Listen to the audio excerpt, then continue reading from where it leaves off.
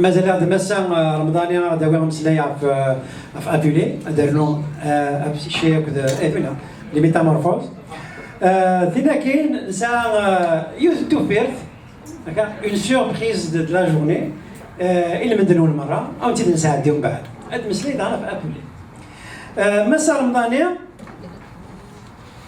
اوزرا روح تفهمت اسمح لي كان دافع شطح لك هذا كينو donc, Hasiba Ramdani, c'est une enseignante à la commission scolaire de Montréal depuis 2009 de l'anglais comme langue seconde. Elle a un brevet d'enseignement de langue d'anglais seconde au primaire et au secondaire. Son témoignage, c'est un petit paragraphe et une petite confidence aussi. Quand j'étais à l'école primaire, j'étais choisi pour faire partie de la chorale. J'étais tout excité à l'idée de pouvoir chanter en kabyle, car c'était hélas la seule occasion qui m'était donnée pour afficher mon identité de manière plus officielle.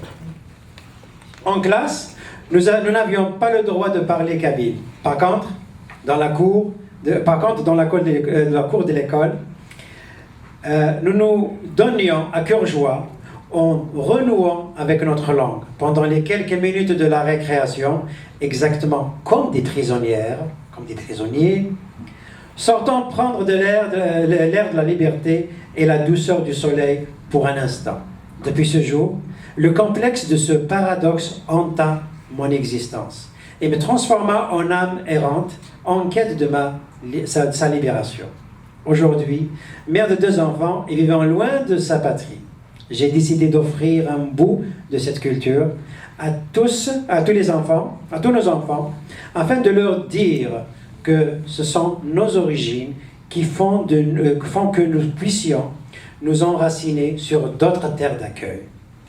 Aujourd'hui, en ma qualité d'enseignante, j'ai le devoir de transmettre un message, celui de l'amour, de la paix, de la fierté et en même temps de la reconnaissance.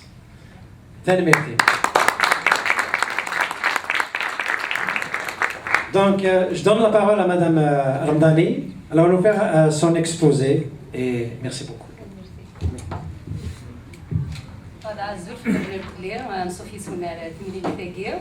Donc, Jamila, elle m'avait imprimé la rédaction mais je l'ai d'ailleurs sur papier, mais comme il me restait encore du temps, j'ai encore peaufiné. D'ailleurs, on connaît la notion dans l'humaisette, la quête de la perfection de Nraya. Donc voilà, juste je vais focaliser sur le conte de Psyché. Et c'est une idée aussi qui vient de Jamila.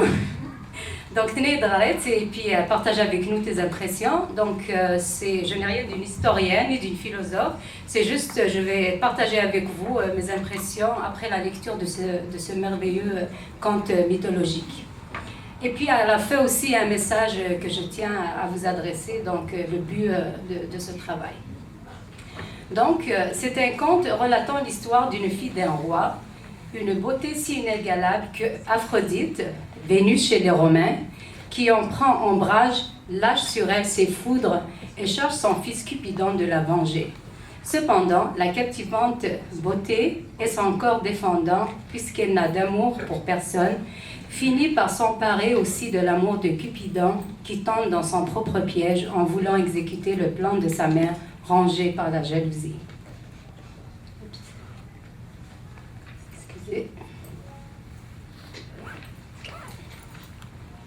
L'oracle, la voix omnisciente qui vient à bout de toute situation enchevêtrée, est sollicité par les infortunés ascendants de Psyché pour connaître l'ultime sort que lui réserve son destin, celui d'une mortelle portant une beauté qui surpasse l'éclat divin. La sentence est horrible. Apollon donne, sur injonction de Cupidon, un oracle au roi, lui prescrivant d'exposer sa fille sur un rocher où, vêtue de noir, soumise, elle attendra la venue du monstre. Je cite. Psyché, digne objet de larmes, accompagne non pas sa noce, mais son convoi funèbre, et précède son père et sa mère, pleins de tristesse, hésitant à consommer cet acte d'inhumanité. Cependant, Psyché était loin d'être insensible à l'épreuve que traversent ses parents et dont elle en est l'émanation. Dans l'extrait qui va suivre, il est mis en exergue le noble sens du sacrifice pour l'amour parental en particulier et celui de l'entourage en général. Ainsi, et devant l'effroi qui s'en est saisi de ses géniteurs, Psyché, plus déterminée que jamais, tente d'apaiser en faisant sien son propre sort. Pourquoi abréger par des sanglots non interrompus votre vie qui est plutôt la mienne? Que l'on me conduise, que l'on me place sur le rocher auquel m'a voué le sort. J'ai hâte d'accomplir cet heureux hyménée. J'ai hâte de voir ce noble époux auquel j'appartiens. Dans cette mythologie, le lien profond et imperceptible est créé en drame de fond, bâtissant des univers parallèles incarnés par le rêve et l'éveil, la terre et le ciel, reliés par un léger souffle de zéphyr, ce vent qui vient en place et lieu du monstre attendu et qui reconfigurera ainsi la notion du temps et de l'espace en emportant Psyché dans un céleste et impénétrable palais bâti pour incarner une forme de pont entre les deux mondes. Elle fut donc transportée dans un endroit fleuri. Mieux que cela, à son réveil, le calme envahit son âme et la splendeur du palais qui s'offrait à elle la subjugua par son architecture et sa décoration presque divine. Il semble naturellement que ce soit le grand Jupiter qui, pour habiter avec les humains, ait fait construire ce céleste palais. Le plus saisissant dans ce récit, c'est indéniablement le fait d'y trouver cette évocation implicite de la notion du droit, de la justice, de la compassion, voire de la démocratie, et ce à travers le consensus avec lequel les cieux et les assemblées divines sont régis, notamment lorsque le temps de décider du sort des deux amoureux est venu. Ainsi, Jupiter assène ce propos devant le conseil des dieux. Dieu conscrit du rôle des muses, vous savez que c'est moi-même qui ai fait l'éducation de ce jouvenceau. Or, j'ai décidé de mettre un frein aux emportements de sa jeunesse ardente. Il n'a que trop fait parler de lui pour des adultères et des désordres de tout genre. Je veux ôter à cette fougue tout prétexte et la contenir par les chaînes de l'hymen. Il a fait choix d'une jeune fille et lui a ravi sa fleur. Elle est sa possession, qu'il la garde. Heureux dans ses embrassements, qu'il en jouisse à toujours. Et, se tournant alors du côté de Vénus, vous, ma fille, vous ne vous affligez pas, ne craignez pas pour votre rang, ni pour votre maison, l'injure d'une mésalliance. Il s'agit de nœuds assortis, légitimes et contractés selon les formes du droit. Psyché, introduit devant les dieux, reçoit une coupe d'ambroisie de la part de Jupiter. Il lui dit alors, « Prends, Psyché, lui dit-il, et sois immortel.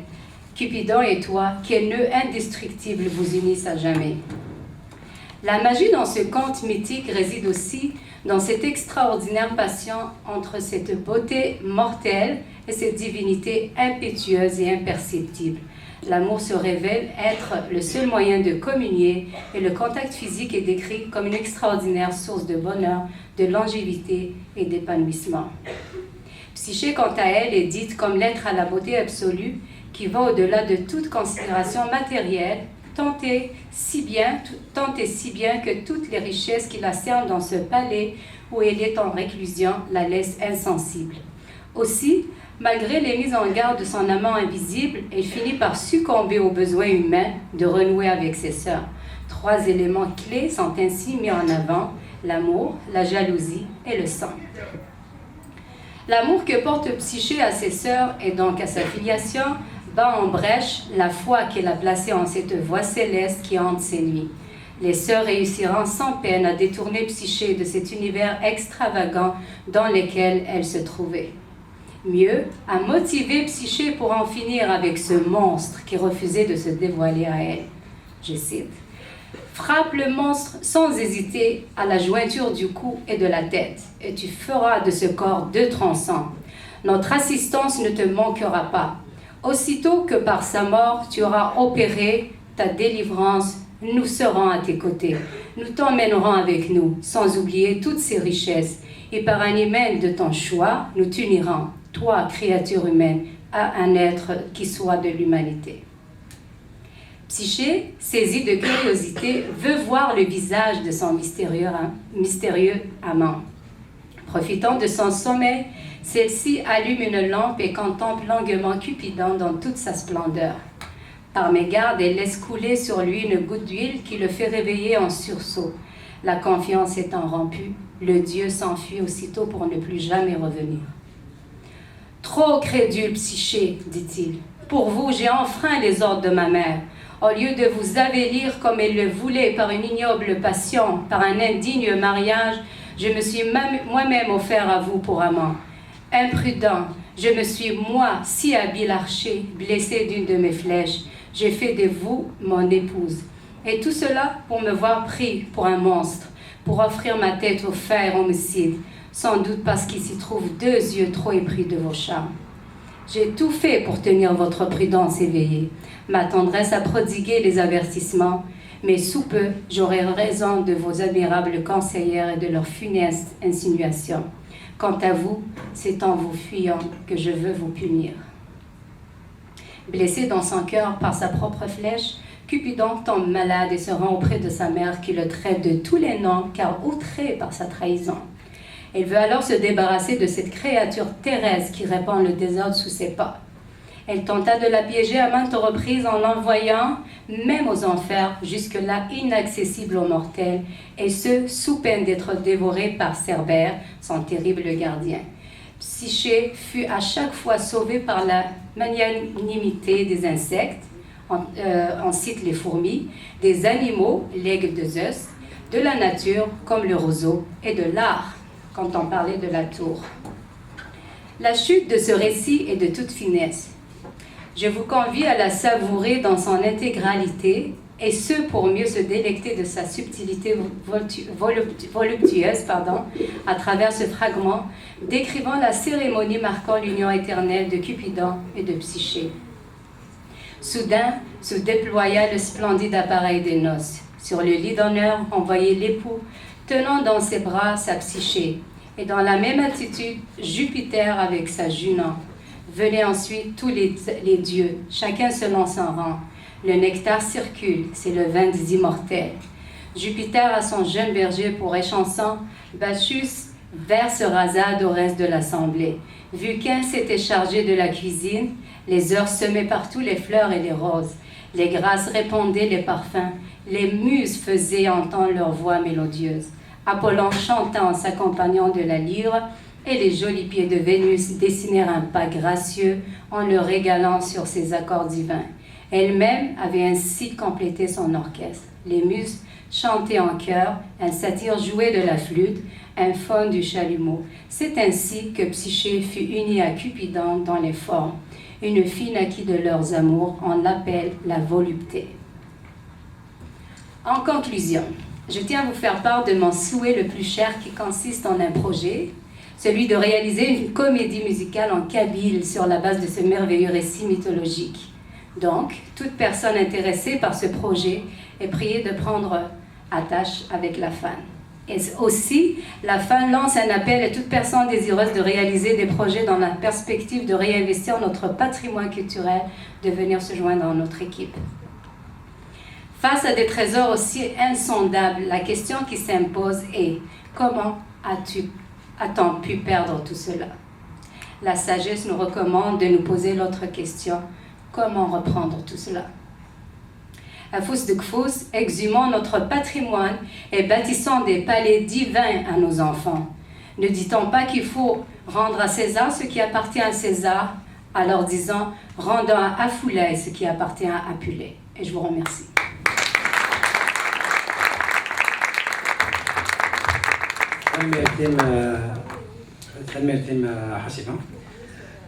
On passe maintenant aux questions. Je ne voulais pas intervenir, j'ai été vexé tout à l'heure.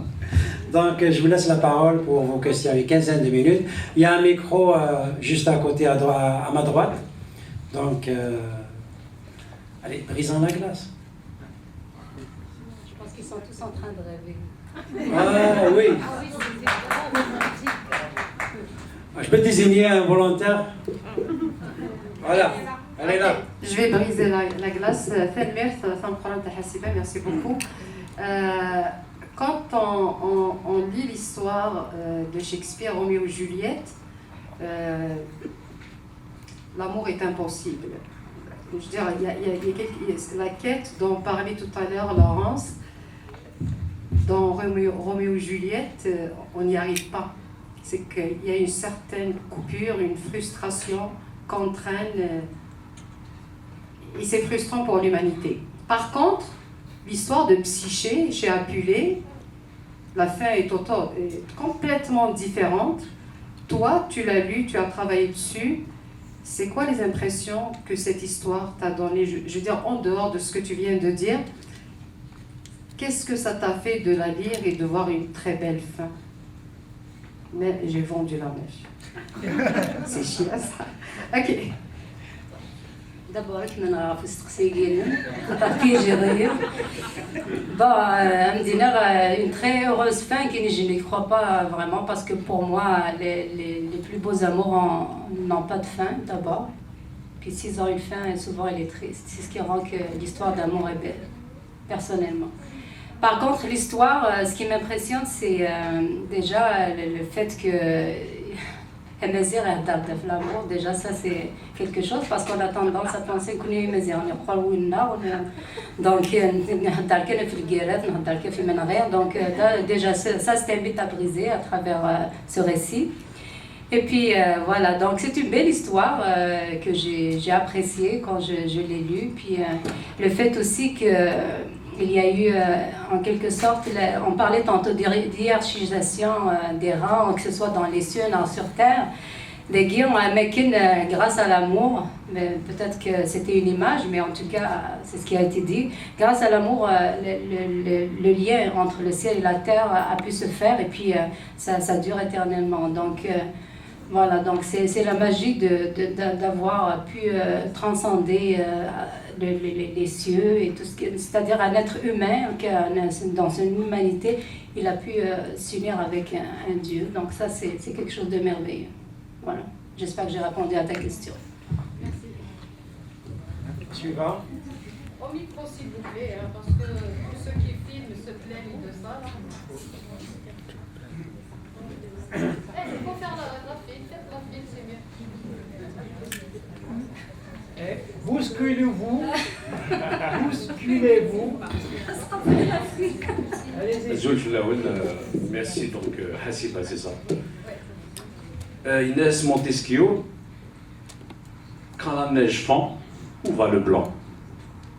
Marie Fsi Oudfel, Sanis Trohou, Tmellal Tmnins, Tmellal Nins.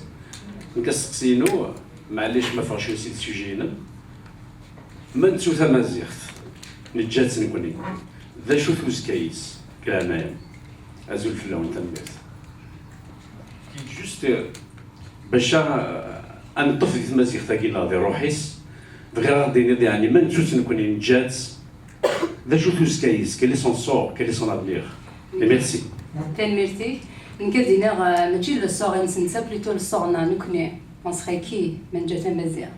Puis la meilleure façon de la reprendre, c'est comme je l'ai dit tantôt, c'est de retourner aux sources. Et les sources vont jusqu'à l'Antiquité, donc il ne faut pas se leurrer en pensant que la culture, le patrimoine se délimite au 5e siècle. Non, ça remonte vraiment à l'Antiquité, donc il y a beaucoup, c'est un trésor qu'il faut vraiment déterrer. Et je pense que si jusqu'au jour d'aujourd'hui on subsiste encore, donc il n'y a aucune raison d'avoir la crainte de disparaître. Là, ça c'est une idée que je réfute complètement. On n'a pas disparu, donc on ne disparaîtra jamais. Voilà.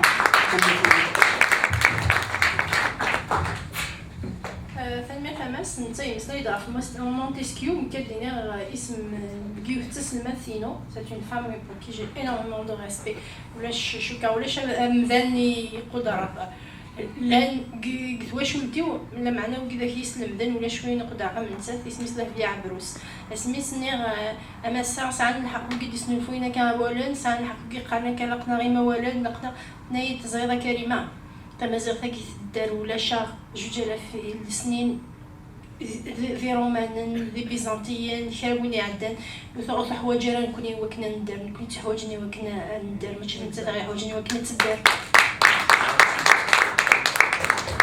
Bien, fort bien. En passant, David Abrousse, c'est une spécialiste de littérature comparée et anthropologue. Monsieur. Bonjour, mon nom est Christian, je suis le père de Daphné, qui est l'élève de Madame Adam. Je suis invité et complètement immiscé au sein de votre communauté. J'ai cependant quelque chose que j'ai pu comprendre. Vous voulez monter cette histoire-là en langue kabyle, c'est ça? Moi, c'est juste une suggestion que je vais vous faire. Je pense que vous avez d'excellents musiciens. L'idée, ce serait de monter votre récit, mais peut-être avec la musique de votre communauté. Oui, merci beaucoup. Ce serait juste une suggestion que je voulais faire. Merci beaucoup. Et non une question. Merci beaucoup pour la suggestion, mais en fait mon appel c'est pour impliquer tout le monde et pas seulement les gens de ma communauté, c'est-à-dire Imaziran, mais aussi les Québécois, c'est-à-dire toute la communauté québécoise. Et d'ailleurs parmi les musiciens dont vous venez me montrer, j'ai fait la connaissance d'un Québécois, Alexandre Lacroix, qui va venir pour un prochain atelier. Il se déclare comme étant un Québécois et non un Québécois, tellement il est très imprégné de notre culture. Donc voilà, les portes sont ouvertes pour tout le monde et puis on va vivre en convivialité. Voilà. Parfait, bonne journée. Merci. Ouais, Dianon.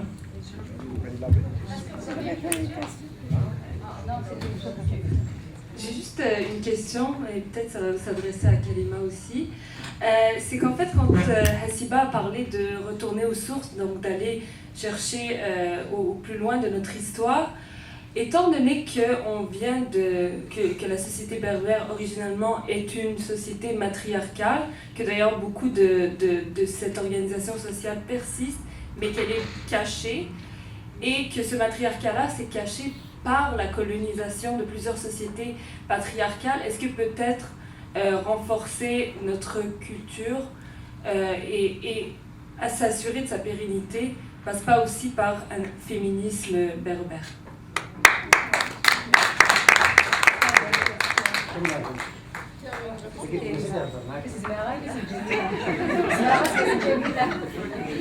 Excusez-moi de... Il y a tellement d'hommes présents dans cette salle que ce serait un peu dangereux de répondre à cette question. Mais non, en fait, je ne parlerai pas dans le cas de certaines sociétés, on n'est pas certain de parler d'un matriarcat. On parle peut-être de matrilinéarité. Ce serait peut-être un peu plus juste, qui a été un peu changé par les données on va dire, de l'histoire. Ce qui serait plutôt peut-être judicieux, c'est de reconnaître à la femme le rôle qu'elle joue dans la vie de notre société en général. Elle n'est ni plus ni moins un membre égal à l'homme dans cette société-là.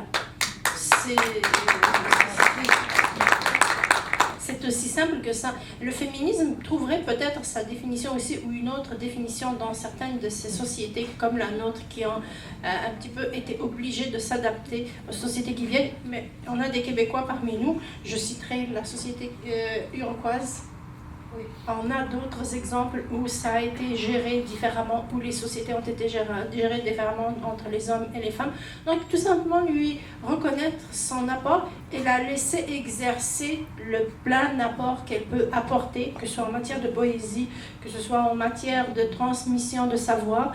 Arrêter de considérer le savoir qu'elles peuvent nous transmettre comme étant un savoir populaire, donc dénué de tout sens. C'est ce que je disais d'ailleurs parmi les sources quand je parlais de sources orale, et en voulant donc signifiant sens, quand je parlais de source orale, je voulais notamment parler de tout ce savoir que les femmes ont pris l'habitude de transmettre généreusement, sans absolument se dire nous sommes en train de transmettre quelque chose qui est un savoir, nous sommes tout simplement en train de transmettre l'âme kabyle. Donc, je ne sais pas si ça répond à ta question. J'ai un peu détourné pour ne pas léser certains. ثنمية الون إلى وادي يرنون عمر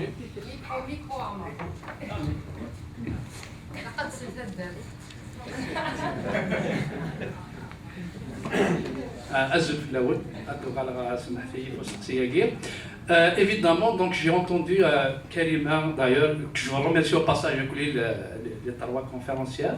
C'était vraiment un plaisir de vous entendre, c'était vraiment bien. Bon, vous l'avez tous dit, même moi et là, comme quoi on va revenir aux sources pour déterrer, parce que c'est vrai, il faut qu'on lutte, parce qu'il y a eu beaucoup de colonisation, on a subi beaucoup d'atrocités de tous les colons qui nous ont colonisés, donc on voulait revenir aux sources et pour déterrer, j'aime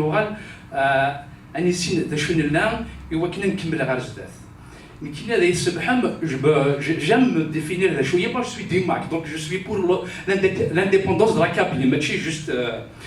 Et donc, voilà, peut-être je sors un peu du sujet, mais ça fait partie du sujet.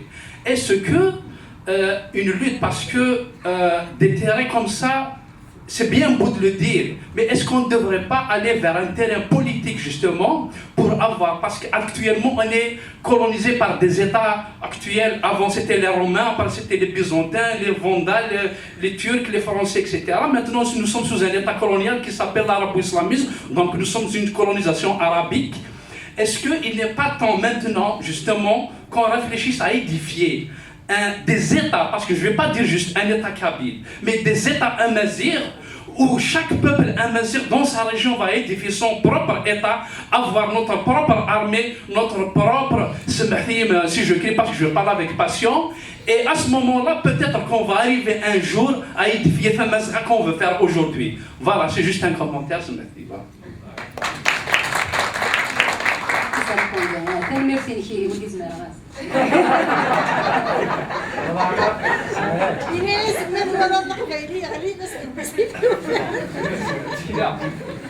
Bon,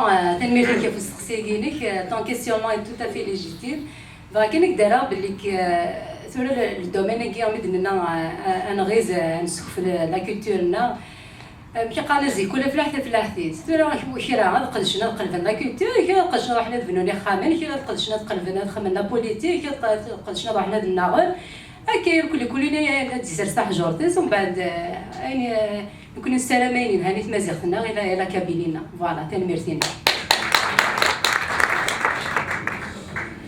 Fadma Famas, je pense que c'est un questionnement qui vient d'un politicien qui requiert peut-être la réponse d'un membre d'une fédération amazigh d'un endroit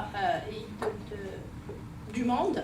Alors j'ai choisi d'appartenir à cette fédération amazigh parce que ce que moi je voudrais, c'est voir toutes les énergies qui se concentrent autour de l'identité amazigh se fédérer pour se donner un élan vers l'avant.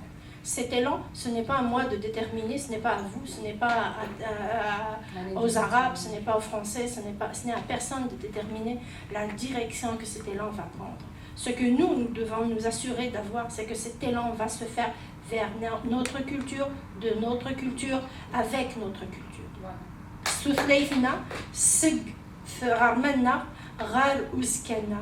Est-ce qu'on va aboutir vers des États indépendants? Je ne sais pas si je le souhaite. Est-ce qu'on va aboutir vers une entente commune qui fait de nous, avec nos différences, un peuple commun? Je le souhaite. Que vous parlez d'indépendance de chacun et d'autre, ça serait une fédération. Nous avons depuis toujours, c'est pour ça que j'invite tout le monde un petit peu se replonger dans les sources pour aller de l'avant. Nous avons toujours, depuis toujours, fonctionné en fédération, en confédération. La France a instauré l'État jacobin. Nous n'avons jamais su fonctionner sur ce modèle-là. Nous n'avons pas à aller chercher loin dans l'armée, dans le militaire, pour les trouver. Massinissa n'a jamais eu besoin d'avoir une armée toujours debout. Chaque homme était un fusil, chaque homme était un soldat.